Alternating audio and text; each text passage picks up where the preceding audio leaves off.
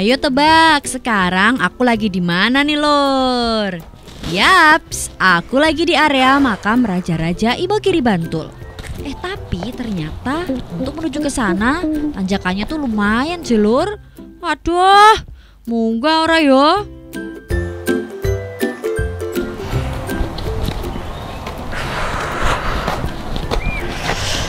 Aduh. Lho piye to Kak kok mandek iki? Selaku, jebule ado yo nek tekan dhuwur ki. Sado apa iki? Ya isih lah, makane usaha nek pengen tekan dhuwur. Aduh, ini caranya aku nas deh. Terus tangku ngeleh. Sih kurang aduh. Dhuwur banget meneh. Terus meh nendi? Ayo aku ora ngerti ning kene iki ana apa wae. Mending ning ngomeh koncoku. Lah ngerti meh kancamu, meh ngopo nang meh kancamu? Koncoku juragan batik apik-apik. Apa? Lah ning ndi kuwi? Ning dhuwur. Ya ning ngisor medun meneh. Hah? Ya wis lah, mangane munggah. Daripada ra duwe tujuan. Ya wis ya. Sik tak ndelok ning maps, aduh ra iki medune.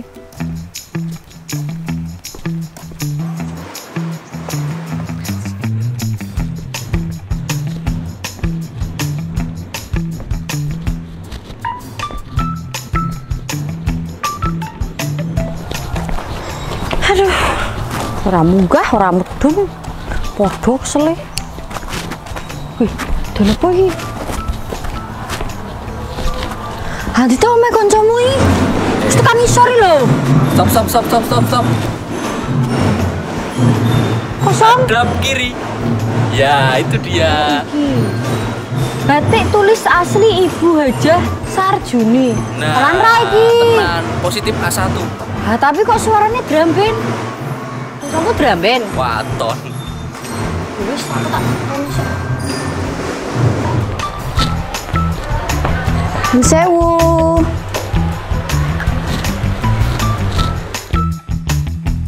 Nah, Lur, sekarang saya sudah di salah satu pengrajin batik yang ada di Imogiri ini. Lokasinya itu tepat di bawah makam Raja-Raja Imogiri atau dikenal dengan nama Pajimatan. Ini adalah salah satu sentra produksi batik klasik loh. Namanya adalah Batik Hajah Sarjuni. Namun saat ini usaha batik klasik tersebut diteruskan oleh anak dan cucunya. Di sini kita juga bisa melihat langsung proses produksinya.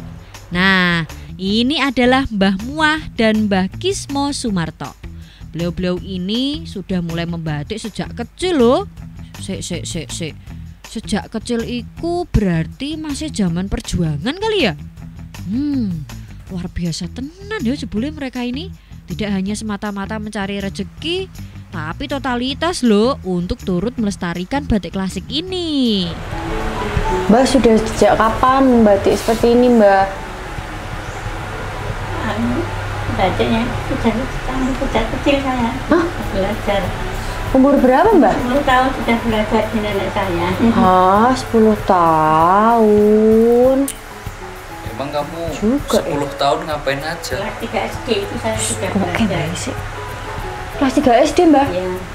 Wah, berarti udah berapa batik yang Mbak buat ya? Ratusan ribuan kali ya? Jutaan. Jutaan batik. Mbak paling sulit motif apa sih batiknya? Macam-macam ya? Motif hidupmu. Bisa ra. Bisa lah. Baiki. Aku pengen tapi aku wedi. Nek salah ra iso dihapus. Bagus ya. Mbak ini kalau misalnya request apa namanya gambar teman saya, foto pakai fotonya dia itu bisa, Mbak? Enak aja. Ini kalau sehari gitu dari jam berapa Mbak membatik seperti ini? Jam 8, maka kadang ya 4 juga jam. Oh, jam 8 sampai jam 4 biasanya ya Mbak ya? Siang tuh ya, istirahat bentar. Istirahat. Berarti ini turun-temurun ya? Berarti Mbah dulu dari mbahnya lagi, dari mbahnya lagi.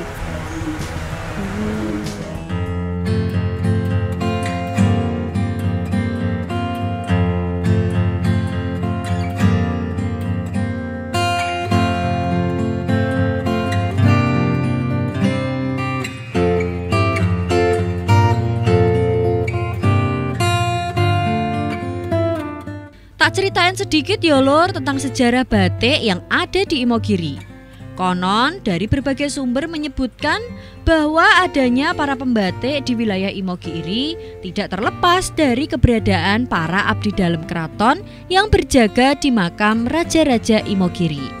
Para warga, terutama ibu-ibu, mulai membuat batik di wilayah ini kurang lebih pada abad ke-17, walau memang tidak ada catatan pasti sih mengenai hal itu.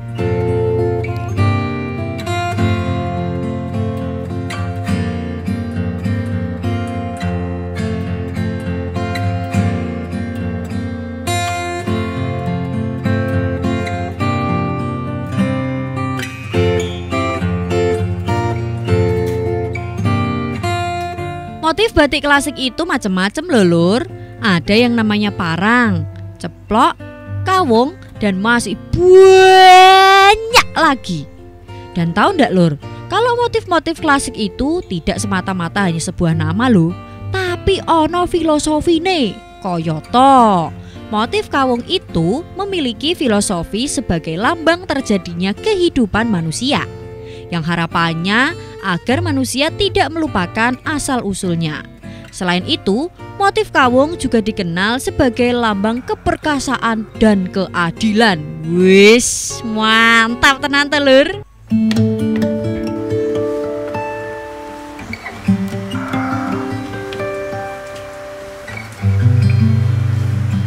Di Thomas jare iki nggone kancamu, sakjane kancamu ki sing ngendi bae kuwi po? Nah, Wih, halo. halo Mbak.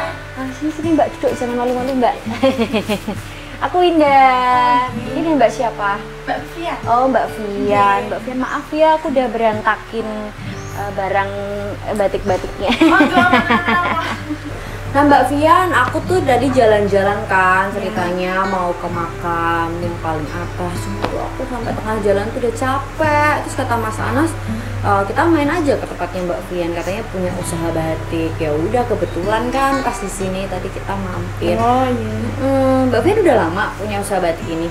Ini usaha batik turun temurun dari Simbah dulu. Oh dari Simbah. Iya. Dari Simbah terus orang tua terus Mbak Fian. Iya. Mbak Fian emangnya kenapa sih mau nerusin usahanya Simbah ini? Selain mau melestarikan budaya, sebenarnya batik ini peminatnya juga masih banyak loh. Oh iya, Iya. emang dari mana aja peminatnya? Selain dari lokal juga dari luar negeri juga banyak. Wow, dari luar negeri. Iya. Emang pemasarannya bisa lewat online juga ya? Bisa Dari lewat Mbak online Fian ya? Iya. Oh gitu. Wah, ini banyak banget motifnya. Dari tadi tuh aku ngeliat Simbah-Simbah itu Iya. yang lagi gambar. Terus aku tadi juga maaf ya aku berantakin Nggak apa-apa. jadinya. Emang kalau mau lihat motif kan harus dibuka. Harus dibuka Iya. ya Mbak Fian ya.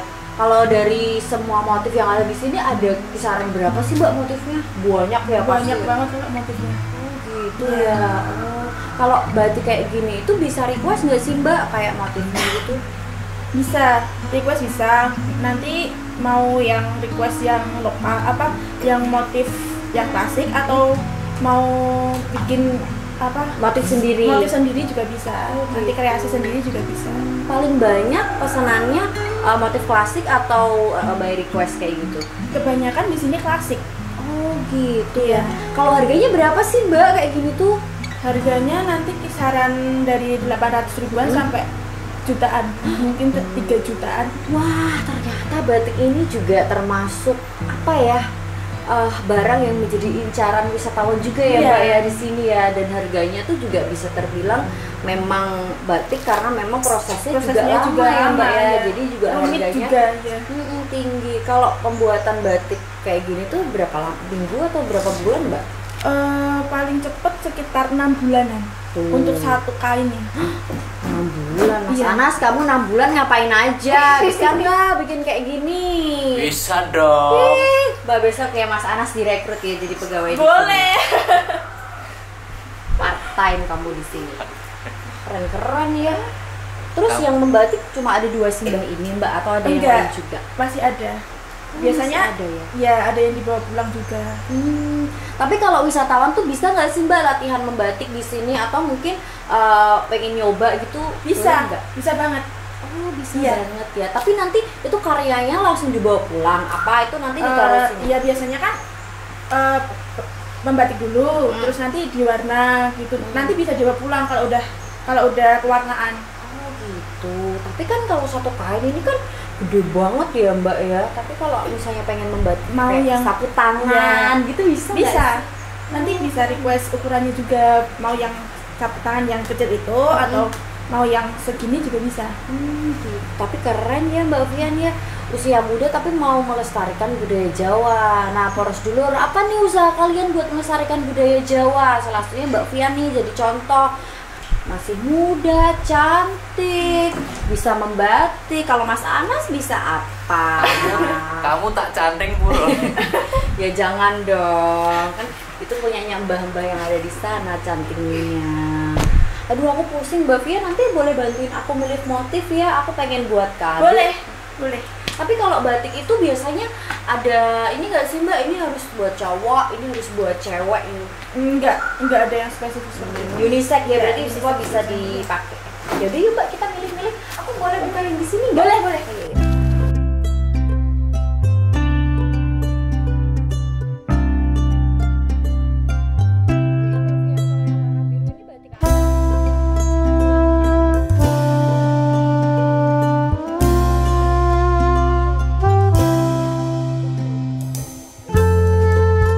Nah, kalau sudah sampai di sentra batik kok juk gatel ya pengen blonjo rasane Lur. Kapan lagi ya main ke sini? Wah, mumpung Lur, tak blonjo sik. Oh iya, karena ini batik tulis klasik, maka harganya pun juga berbeda dengan batik cap ya Lur, yaitu kisaran 800.000 sampai jutaan rupiah. Wow, jangan bilang mahal loh ya, karena prosesnya pun juga memakan waktu yang lama, mulai dari bikin motif, pewarnaan, dan seterusnya.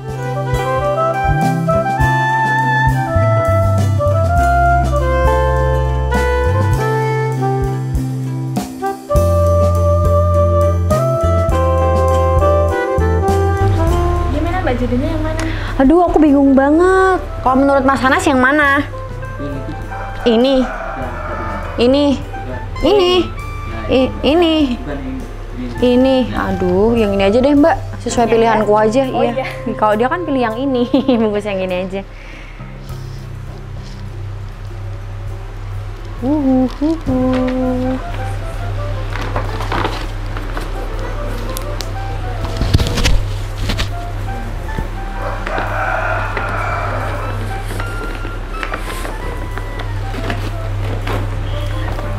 Ya, makasih. Dapat oleh-oleh, kamu nggak dapat, kesian deh loh. Monggo ya Mbak, bareng. Monggo Bu. Ayo.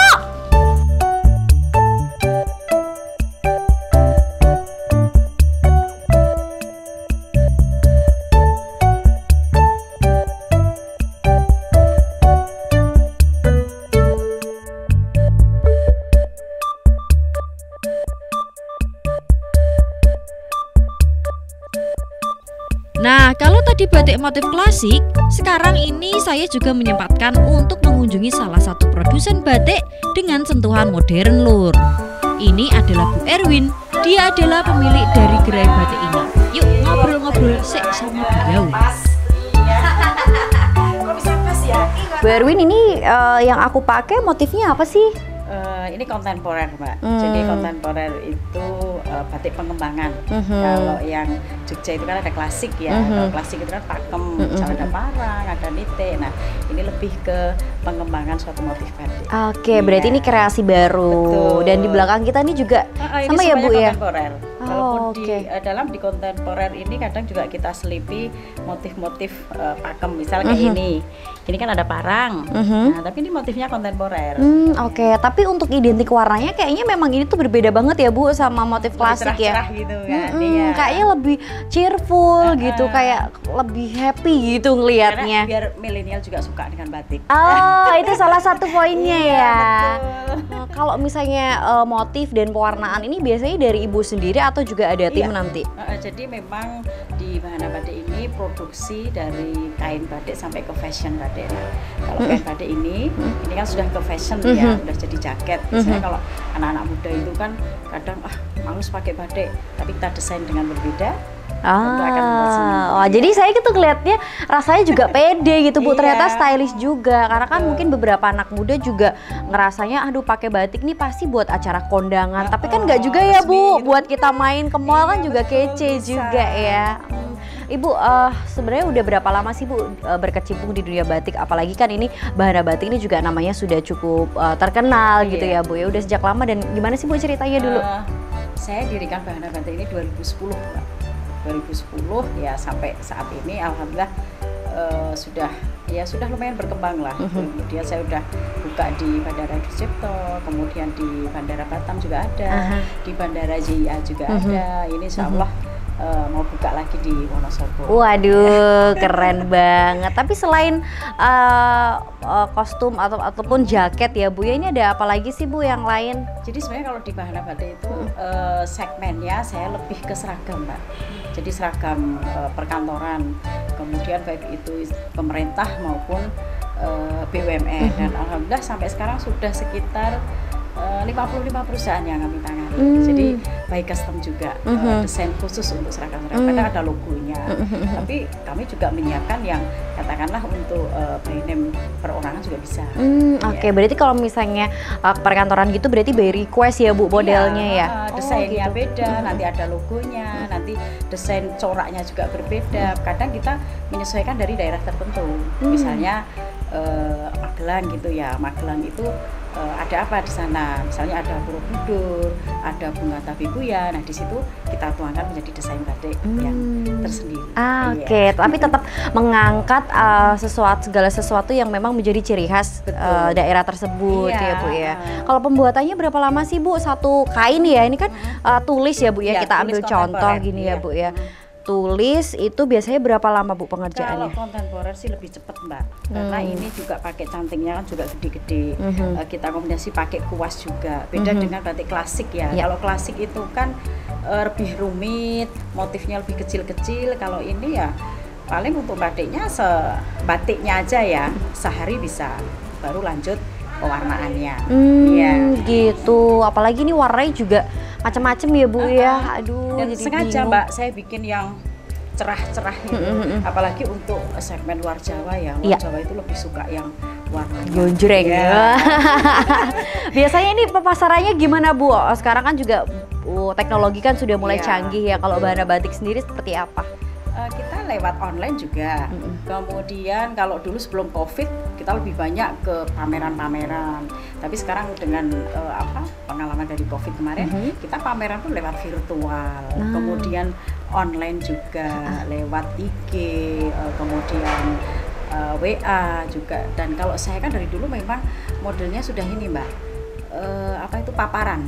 Jadi kita menawarkan ke perusahaan desain, kemudian kita presentasi tentang produk dan desain. Nah, di situ langsung mengena. Iya. Gitu, keren banget. Wah, biasanya 1 bulan atau setiap minggu Bu? Biasanya terjual berapa pieces sih Bu? Jadi saya punya target gitu. Walaupun kadang nggak mesti kena Iya. target ya. Jadi target saya itu 1 bulan 1000 harus keluar. Oke. 1000. Walaupun pas kemarin sebelum pandemi kita bisa, tapi setelah pandemi ini memang apalagi saat pandemi 2 tahun itu turun drastis, bahkan sampai turun mungkin 75% ya. Tapi sekarang sudah mulai bangkit lagi. Oke. Karena saya punya target sebulan itu harus bisa produksi lebih dari 1000. Artinya yang kita buang pun juga minimal harus 1000. Kalau kita bisa produksi 2000, akhirnya hanya bisa menjual 500, artinya ya 1500 mau dikemanain kan Ya. gitu. Tapi kebanyakan penjualan itu lebih ke online atau offline Bu biasanya sekarang? Kalau sekarang 50-50 ya. Kalau sebelum pandemi lebih ke offline. Ya. Iya, tapi kalau setelah pandemi ini lebih ke 50-50 dan penawarannya lebih banyak saya lewat online. Online, Jadi kita ya. rapat lewat Zoom, terus nanti deal baru kita buat pengirimannya juga langsung. Berarti kalau datang ke sini pun juga bisa ya Bu, Bisa, customer udah ya? bisa.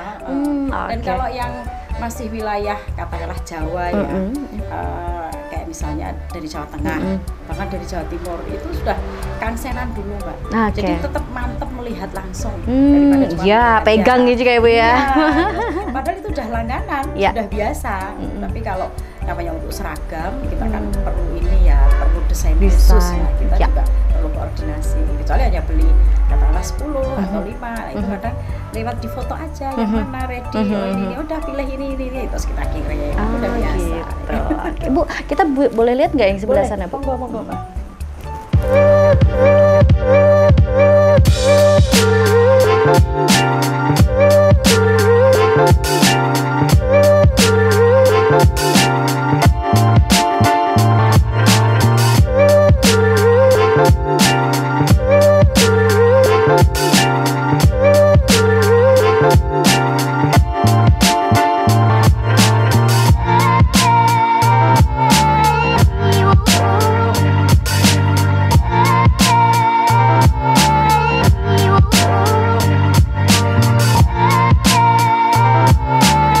Jreng jreng jreng, ini dia wedang uwuh. Wedang uwuh ini memang suguhan minuman khas dari Imogiri lur. Uwuh itu berarti sampah. Lah kok sampah?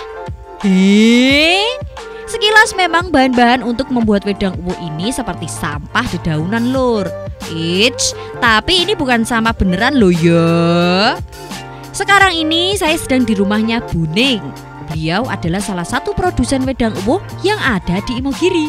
Nah, Buning ini sudah 5 tahun lebih loh menjadi pembuat wedang uwuh.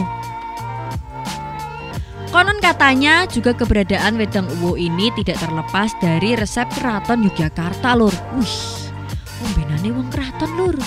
Di mana dulu saat petinggi keraton datang ke makam Imogiri, para warga membantu menghidangkan minuman tersebut. Nah, sekarang kita ngomongin manfaatnya lur. Karena berbahan rempah-rempah seperti jahe, daun kayu manis, daun cengkeh, dan daun pala, maka memang tepat sekali bila membuat tubuh menjadi segar dan sehat. Rasanya itu loh yang ngangenin, kayak aku. Kalau dulur semua pas melintas ke Imogiri, jangan lupa mampir untuk beli oleh-oleh wedang uwuh ini. Yeay!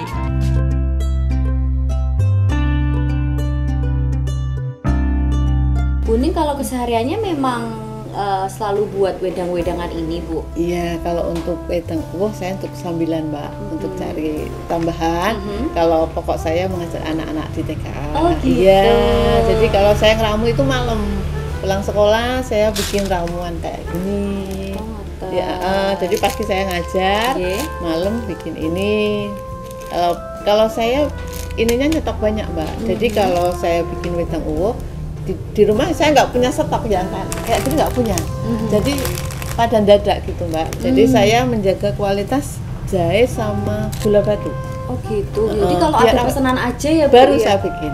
Jadi biasanya yang pesen sehari sebelumnya apa berapa jam sebelumnya baru saya bikin. Yang pesen dari mana aja sih Bu biasanya? Ya alhamdulillah untuk lingkungan Jogja itu sering, Kalimantan sering, Bali, yang sering itu Banten Mbak. Oh Banten. Ya Tangerang, terus Pangandaran itu yang laku sekali wedang secang.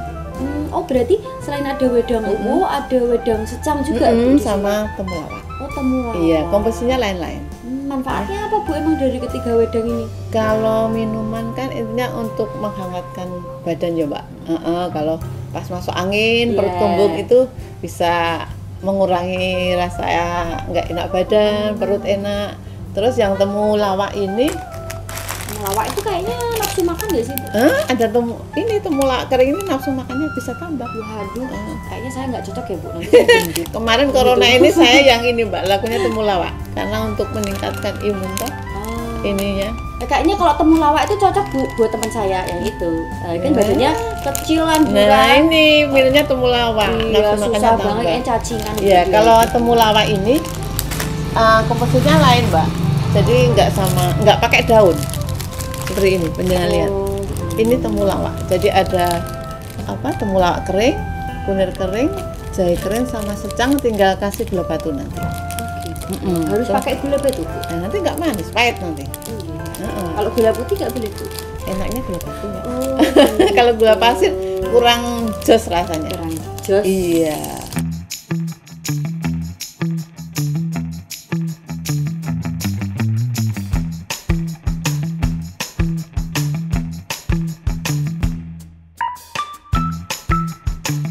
Coba ya Bu. Oh, boleh silakan monggo.